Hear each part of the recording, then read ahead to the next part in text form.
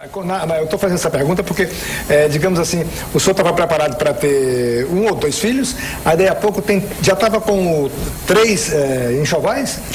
Não. Teve que providenciar? Não, eu tive que providenciar. Na verdade, até hoje eu estou tentando providenciar mais, mas ela não quer mais. Parou aí, né? Ela não quer mais.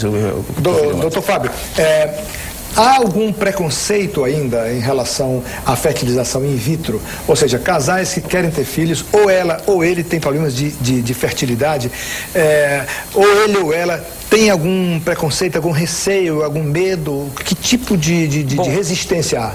Eu acho assim que, como todo preconceito ele nasce do desconhecimento, eu acho que é muito mais fruto do desconhecimento de como é que ocorre a técnica.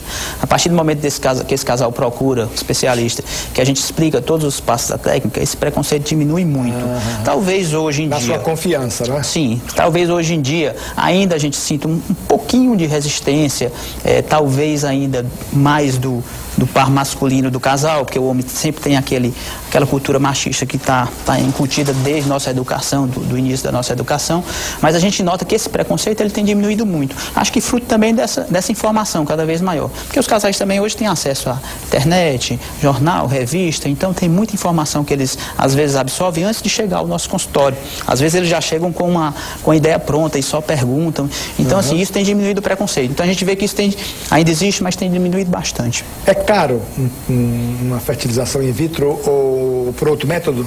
Bom, dos tratamentos associados com a reprodução assistida, que o evangelista colocou, que é a inseminação e a fertilização in vitro, normalmente são tratamentos caros porque envolvem técnicas laboratoriais muito avançadas, muito específicas, principalmente a fertilização in vitro. Quando você faz a micromanipulação de gametas, a aparelhagem para você poder injetar o espermatozoide dentro do óvulo, todo o microambiente que você tem que criar para esse óvulo depois de injetado, você tem que criar em laboratório a mesma situação que o óvulo teria na trompa, porque naquele momento o óvulo com o espermatozoide, ele estaria na trompa da mulher.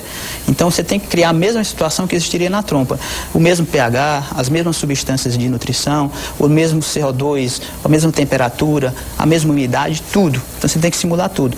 Isso requer um aparato tecnológico muito, muito avançado. Então, infelizmente, ainda é uma técnica cara. Eu digo infelizmente porque eu acho que assim, o poder público já deveria ter entrado nesse sentido de oferecer aos casais também de baixa renda. Não entrou ainda, o SUS não entrou? Nada. Então, how much? Quanto custa isso? Bom, uma fertilização in vitro com medicação, que também as medicações são a parte cara do tratamento, correspondem a 30%, 40% do tratamento, com medicação, com tudo, varia na faixa de 9 a 10 mil reais. 9 a 10 mil reais. Doutor evangelista, os planos de saúde não pagam esse tratamento, não. Nem também o SUS. Não. Então é uma coisa absolutamente particular. Sim. Como é particular também a decisão de eu quero fazer isso. Sim, e na verdade assim, eu gostaria até de deixar um registro muito claro disso aí. Pode falar mais alto. Eu fico muito impressionado quando o governo olha para o casal que não quer engravidar. Para esse casal, ele oferece a camisinha nos postos, a pílula anticoncepcional, oferece um médico para fazer a ligadura da mulher, oferece às vezes um outro médico para fazer a ligadura do próprio homem. Então, estende um tapete vermelho para esse casal. Para o casal infértil, ele, sinceramente, não dá a mínima. E veja bem, a prevalência da infertilidade é altíssima. Entre 15 e 45 anos de idade, até 20% dos casais terão dificuldade para engravidar. Entre 15 e 45 anos. Idade reprodutiva. Terão dificuldade para engravidar. As mulheres, entre 15 a 40. Então é um número fantasticamente elevado. Supera, por exemplo, pacientes com mal de Hansen, com tuberculose, os pacientes hipertensos, os diabéticos. A quantidade de casais inférteis é maior do que todos esses. Câncer de mama, câncer de colo de útero. E o governo não dá a mínima para esse casal. Essa é a grande verdade. Quer dizer que o governo é omisso nessa questão? Absolutamente omisso. Que providência, então, o governo deveria tomar, na sua opinião? Bom, na minha opinião, deveria olhar para esse casal de outra forma. E custear? E custear o tratamento, como é feito em vários países. E outros tratamentos. Você vai um transplante de rim, um transplante de córnea, um transplante de fígado, tudo isso é bancado. Com um valor astronômico. E um valor muito menor do que esse, ele não consegue pagar. Doutor Fábio, aqui no Ceará, De primeiro, eu conheço algumas pessoas que tiveram que ir para Londres, que tiveram que ir para São Paulo para fazer esse tipo de tratamento. Agora essas pessoas já não precisam mais ir para Londres, ir para São Paulo. Aqui se faz isso, e não apenas os senhores, mas outros colegas dos senhores médicos, não? Sim. Isso aí a gente pode dizer com muita tranquilidade. Hoje em dia o casal cearense que tem dificuldades reprodutivas, ele está muito bem assistido. Então a gente pode dizer de uma maneira muito tranquila que a gente tem a mesma tecnologia em termos de tratamentos, em termos de equipamentos, que o casal poderia obter em São Paulo ou, arrisco-me a dizer, em qualquer clínica do mundo, né? A gente tem acesso a toda a tecnologia através de congresso, através de internet. Então, quer dizer, isso hoje é muito tranquilo para a gente dizer que o casal não precisa mais sair. Nós fazemos fertilização in vitro no Ceará há 10 anos, né? Há 10 anos. Então a fertilização in vitro tem evoluído muito e é uma preocupação constante, tanto da atualização científica dos médicos, como também a atualização tecnológica nesse sentido. Qual é o percentual de frustrações? De não sucesso. De não sucesso, ou frustração, alguma coisa? Bom, basicamente assim, a gente sempre diz para o casal, quando o casal procura pela primeira vez, nenhum método é milagroso, não existe milagre. Até porque a reprodução na espécie humana, ela é um método ineficiente. Para você ter uma ideia, dos embriões que se formam na trompa da mulher, antes de haver a implantação e a mulher ser detectada que ela está grávida, até 60% deles se perdem.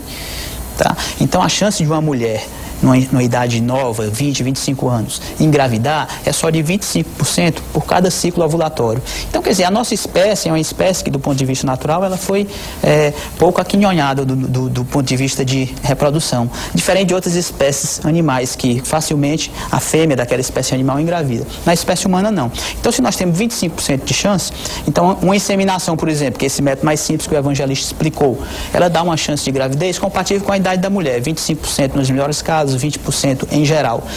Com a fertilização in vitro, nós conseguimos superar essa taxa natural de concepção. Então, uma fertilização in vitro, naquela paciente que a gente chama de paciente ideal, que é uma paciente até 35 anos. A paciente ideal é até 35 A paciente que a gente diz assim, ideal seria aquela paciente até 35 anos, que tem óvulos de boa qualidade e que produzem embriões de primeira qualidade para serem transferidos para o útero. Essa paciente pode ter até 60 ou mais, um pouquinho mais de chance de engravidar com o tratamento. Até que idade, o senhor, por exemplo, pessoalmente, os dois já fizeram em mulheres de que idade? Na realidade, assim, procuram mulheres de toda a idade. A gente tem notado até que mulheres de maior idade têm procurado, mas a gente tem que ser bem realista em relação ao tratamento. Depois dos 40 anos, a chance de gravidez cai muito, independente do tratamento que se utilize. Mas aí a pergunta é, qual foi o recorde de idade? Se eu não me engano, 42 anos, Evangelista? 41. 40. Assim, com fertilização in vitro, né? Normal. São duas visões que a gente tem que colocar aqui, para você entender. A paciente, ela pode usar os óvulos dela ou não.